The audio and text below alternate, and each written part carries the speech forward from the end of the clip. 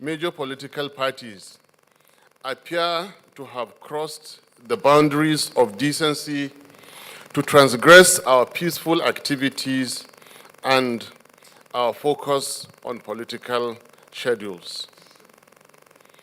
On the 29th of September 2022, an eminent group of statesmen under the aegis of the National Peace Conference brought together all presidential candidates to sign a peace accord, which represents an agreed code of conduct for the 2023 presidential elections.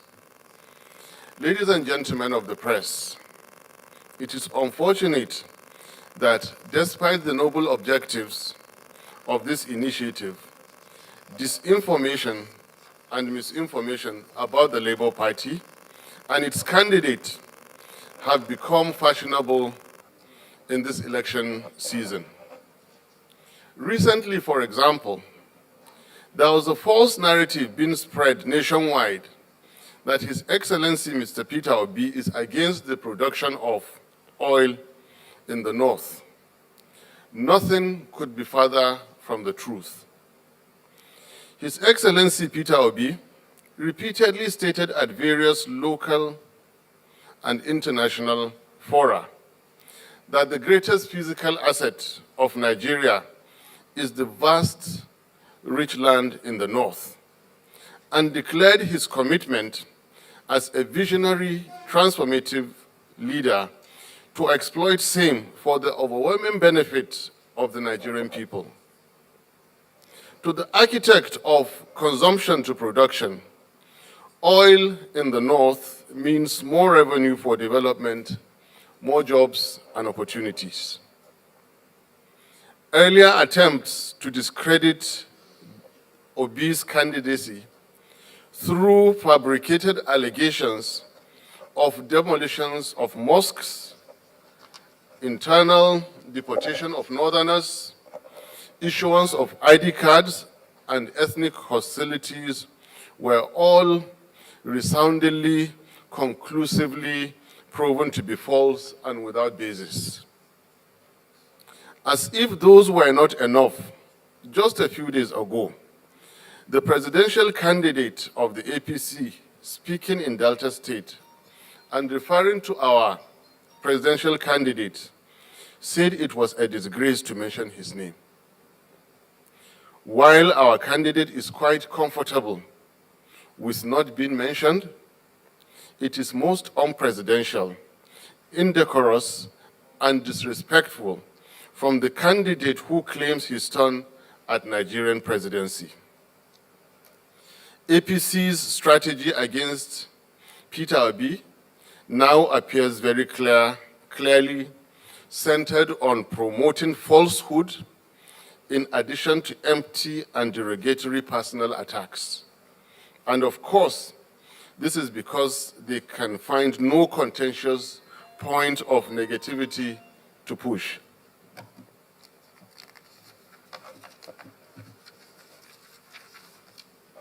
Little wonder that their vice presidential candidate has consistently put to shame the noble heritage of the great Borno Empire in his unguarded and uncultured public pronouncements, which expose his intellectual laziness and discomfort with empirical facts and arguments.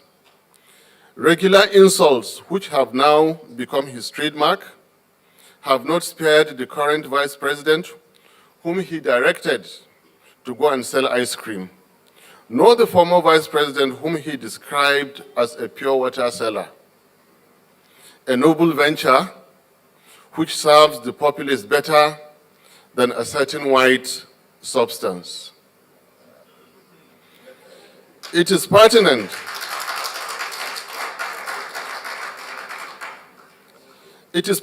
to recall how Mr. Shettima, at a recent public event, belittled Atiku Abubakar's educational qualification, as well as the modest lifestyle of Peter Obi.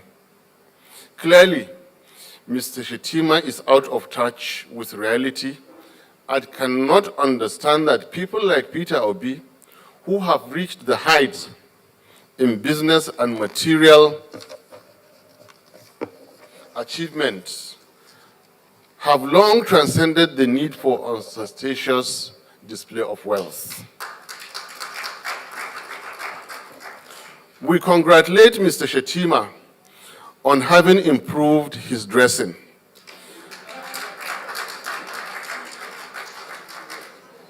But we equally remind him that he needs to improve his public composure and discipline in communication. Shettima is called upon to speak kindly and more responsibly about all personalities, if only to uphold long-established minimum standards.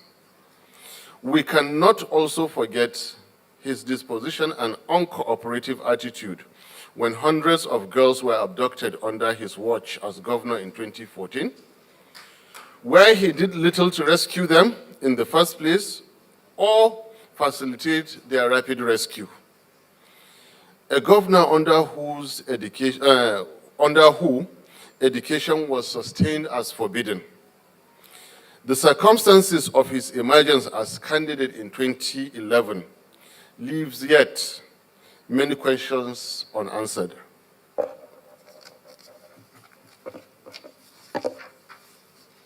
Others are not left out. It is important to underline that oaths of office do not expire with tenure, and hence the comment that northern electorate do not need a Yoruba or Igbo leader is greatly at variance with the oaths of office taken in 1999 and 2003 respectively, and the Peace Accord of 2022. This is to call upon the owner of that statement to respectfully retract same in order to be readmitted to the honor list of esteemed presidential candidates. Truth of the matter is that every Nigerian from anywhere needs a credible and competent president. Simple. Going beyond comments of candidates, it is important to further highlight some other developments of concern to us in the Labour Party. We are concerned about the fate of areas designated by security agencies as ungoverned spaces, which contain legally delineated polling units. It is necessary for INEC to clearly address the nation on how it intends to handle the challenge of conducting elections in these areas. Over the past few months, we have witnessed various attacks on Labour Party offices, meetings, and our members in parts of the country, and even INEC offices have not been spared. Just a couple of days ago, Mrs. Victoria Chintex, our vibrant and able women leader in our local government of Kaduna State, was assassinated while members of her family escaped with injuries. Senseless killings have gone on for too long. We call on government within the time left to at least make attempts at fulfilling its 2015 promises of securing lives and property while serving justice to the killers. Kindly, therefore, join me in observing a moment of silence in the remembrance of her and indeed all victims all over the country.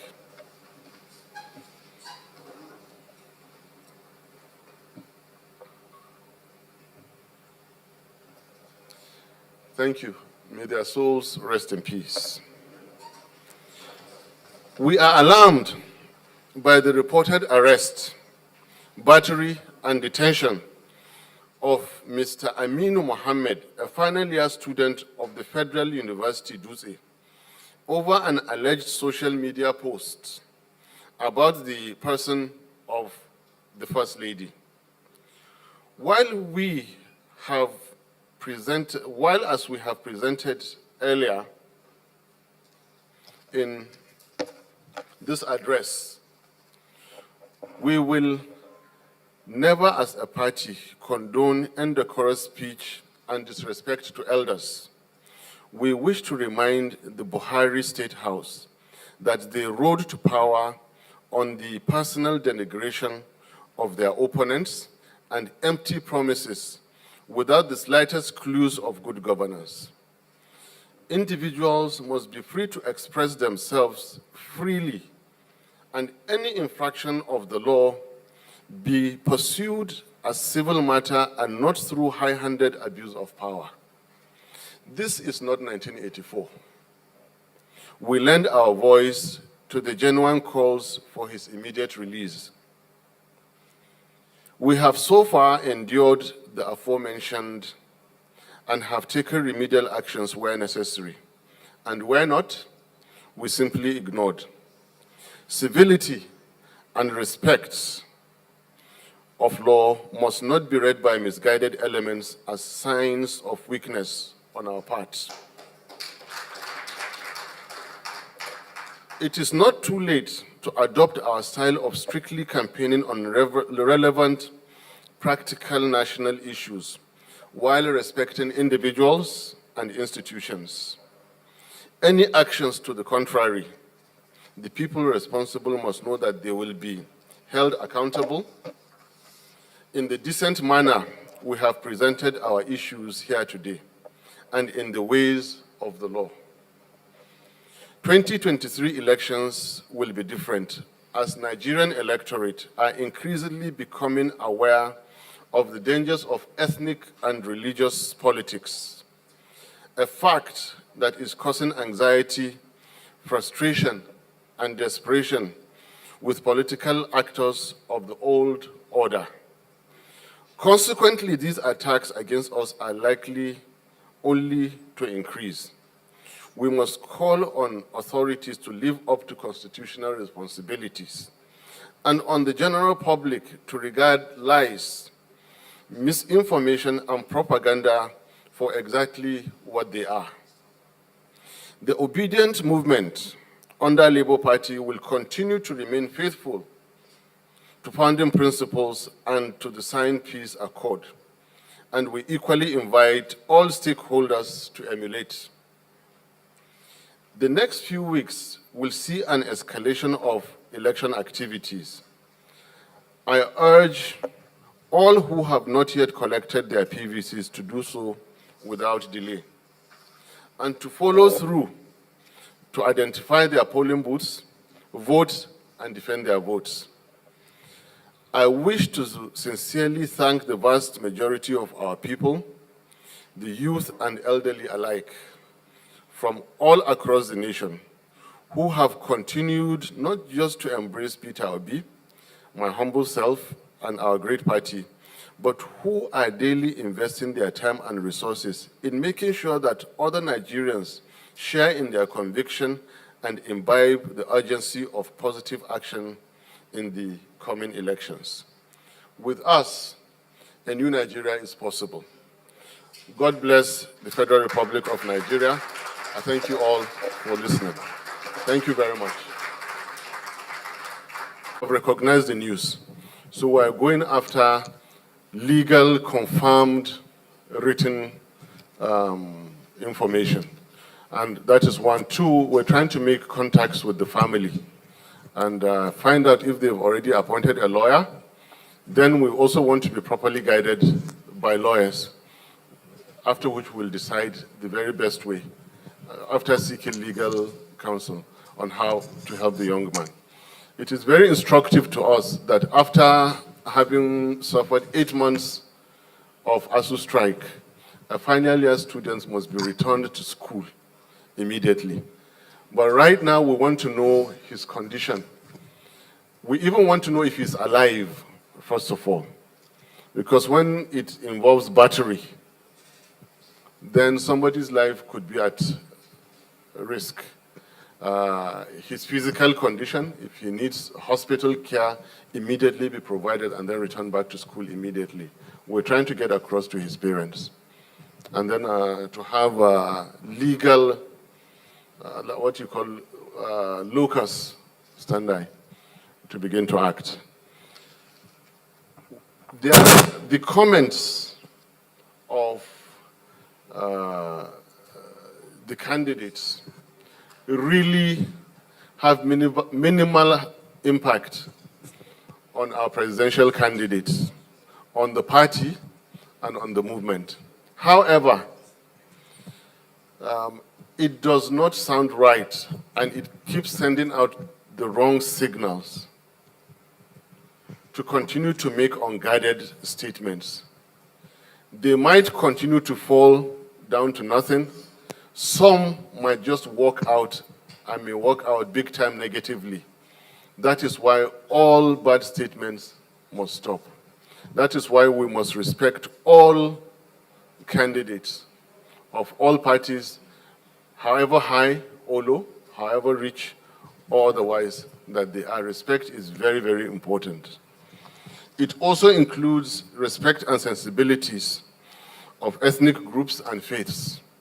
If these things go unchecked, very easily, the likes of Shettima will be carried away to make comments that will cause civil unrest. It is very important they are called to order.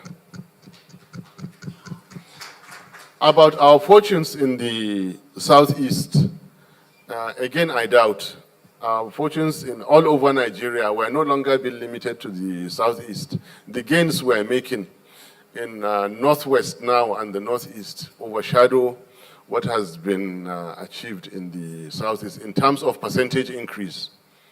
Those destructions were simply calling the attention of authorities.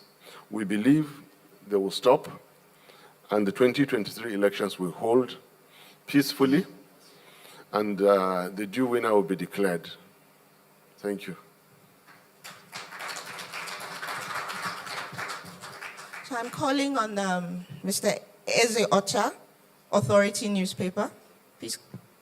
Be more careful about how and when we release it. I assure you, very soon will be released, and we will go to the polls with a solid manifesto. Your second question is a very intelligent one, and I came here prepared for it. Now, when a gentleman has himself spoken about the subject, I repeat, Mr. Shettima actually owned up to his inaccuracies and shortcomings as far as public appearances are concerned. He began that statement by acknowledging that he has now come back to order by dressing appropriately. So if another person speaks about it, he's very much in order. It is not uncomplimentary in any way.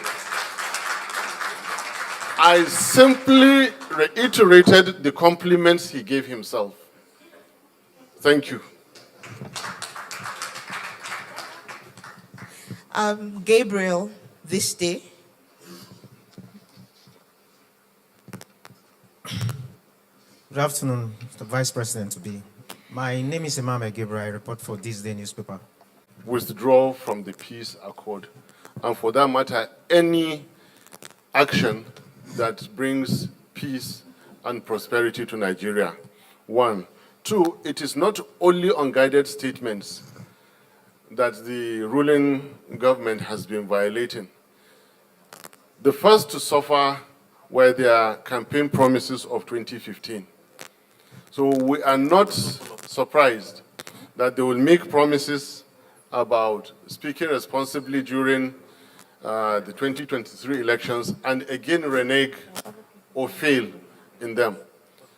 This is one of so many failures and disappointments that Nigerian people have been suffering since 2015. And again, that informs this particular press conference. That underscores the need for it to have been held. It underscores how important it is and the justice that you, our friends in the press, will take and make out of this press conference. It's very, very important that we bring an end to this campaign of negativity against opponents. Like I said, we invited all of them that it's not too late to adopt our style of campaigning. Strictly concentrate on your philosophy, your strategy, your policies, and your action plans. None of them has spoken about anything like our C2P, consumption to production. How would a government that has been in power for 8 years not have a simple, convincing project to its people? The only thing is that they have seen a promising leader. Therefore, continue to attack. Continue to attack. This should not continue. Thank you. Yes. Thank you very much, sir. So I'm calling on Onye. We believe that the National Peace Committee has its relevant organs. And there are matters of legality of direct assaults, like physical assaults that have legality attached to them or criminality attached to them, which the institutions or persons directly involved will have to make those reports. Labour Party, leading the obedient and enshrouding the obedient movement, has a different mode of operation. Key among them is this press conference that we're holding. You don't go about reporting Mr. Shettima because he denigrated the personal qualities and modesty of His Excellency Peter Obi. I won't go all the way to Mina to tell General Abdul Salam that they've insulted my boss. Instead, I will endure it, like we've said. When they collect and they are heightened to a level that we are in today, we hold a press conference like this and we remind everybody, we remind the nation what everybody has been doing. Like we said, civility is not a sign of weakness. There's a right time to do everything. Now we're making our report to the Nigerian electorate, and the Nigerian electorate will act appropriately. Thank you. Next question, please. All right, Dele. Relevant, and I really thank you for them. Going straight to the point, let me reiterate a major bullet point I made in the Lagos Town Hall meeting. The moment you have a group of leaders who are not, forgive my language, okay, stealing your money, the Nigerian people are already being pulled out of poverty because the money not being stolen will be spent on the Nigerian people. Two, the moment you have a group of leaders that mean business and that know business, your economy is already starting to be healed.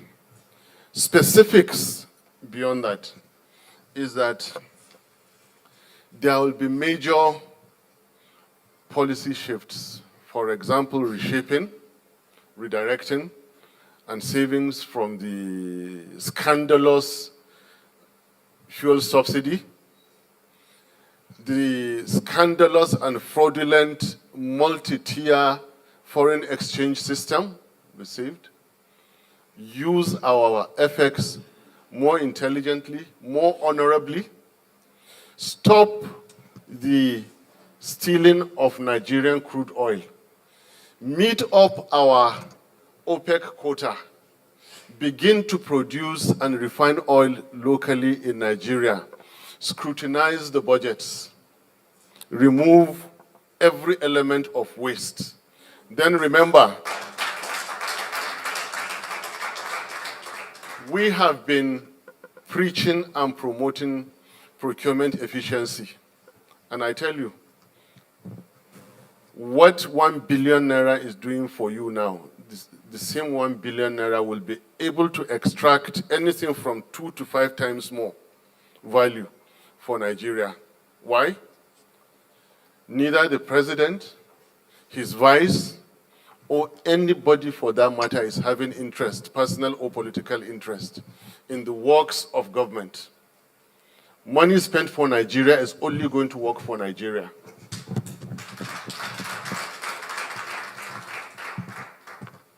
And many more. The time will not permit me to state all of them here. Rule of law. The assurances I'm giving you is practical because we believe in the rule of law. His Excellency Governor Peter Obi is on his way back to Nigeria, and in the last 48 hours has engaged us here to work on this press conference because we believe in constituted authority discharging its responsibilities. We also believe in the impact and effects of civic responsibilities of our citizens. You can begin to read from here, from what we're doing here and now. We believe in the rule of law, and it can only get better with time. Don't forget that we hold ourselves to account, and we ask others to hold us to account.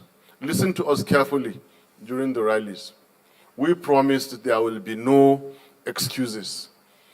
We will never come to power and after 1 year blame a government past their responsibility. No.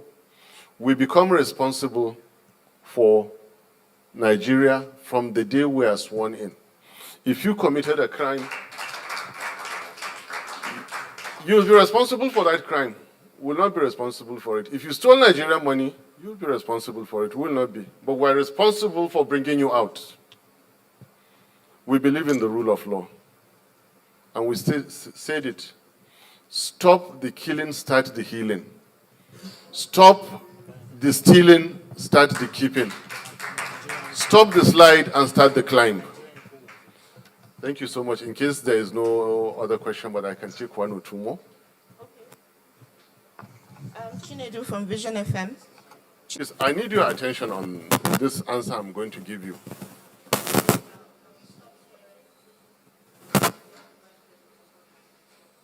Maybe you switch off your own. Oh, okay. No one has ever heard me speak about the health conditions of Bola Ahmed Tinubu, or for that matter, any other person. No one has ever heard me, and I cannot be quoted. And I can speak for His Excellency Governor Peter Obi. We don't speak about their personal conditions, any God-given talents, because there is philosophy behind this. There is morality behind it. I personally believe that the health in you, in anybody, is bestowed by Almighty Allah. And Peter Obi made the same comment. When Tinubu could not show up for a variety of events, we spoke and he said, I really hope this gentleman is all right. He expressed that concern. I really, really hope Tinubu is okay. And Peter Obi and myself will not hold it against him that he is not well. The health and the strength in Peter Obi is not his own making. God gave him. The health and the strength in me now and for everybody is not our making. God gave us. We really sympathize with Peter Obi and we will not hold it against him. With Tinubu. We sympathize with Tinubu and will not hold it against him that he is not well. However,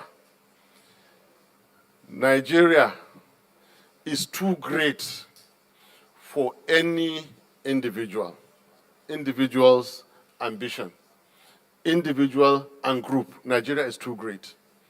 I refer us to President Goodluck Jonathan, who said his personal ambition is not worth the blood of any Nigerian, and handed over the government. A well-respected leader all over Africa, and indeed the world today, Bola Ahmed Tinubu, claims to be a godfather. He can continue to be a godfather if Nigerian presidency is not for him.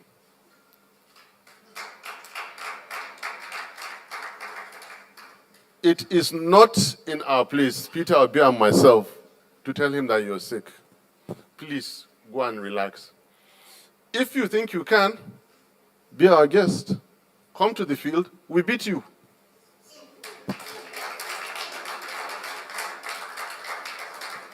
And even in doing that, we will treat you kindly and show respect to you. When we beat you, take you back home and show you how we will handle Nigeria.